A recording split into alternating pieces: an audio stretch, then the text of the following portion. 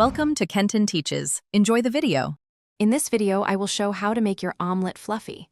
Whisk the eggs vigorously until slightly frothy, then add a small splash of water or milk and season lightly.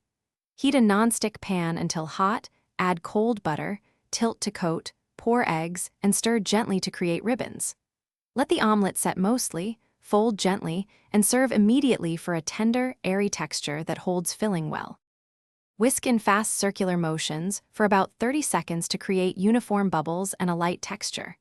Use a fork or a balloon whisk and keep your movements compact and energetic. Aim for a homogeneous mixture that is slightly frothy but not foamy, which helps trap steam during cooking and yields a soft, pillowy omelet.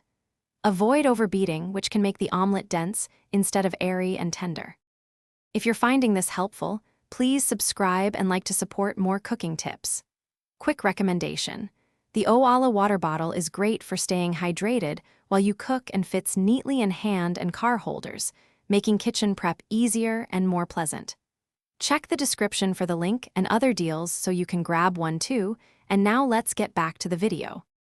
Preheat your nonstick pan until a drop of water sizzles, then reduce to medium heat to cook evenly without burning. Add cold butter so it foams and helps create steam under the eggs for lift.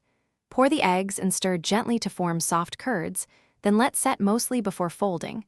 Folding preserves trapped air and produces a fluffy interior. Serve immediately for best texture and avoid reheating, which flattens the omelet. Thanks for watching. Please subscribe if this video was helpful.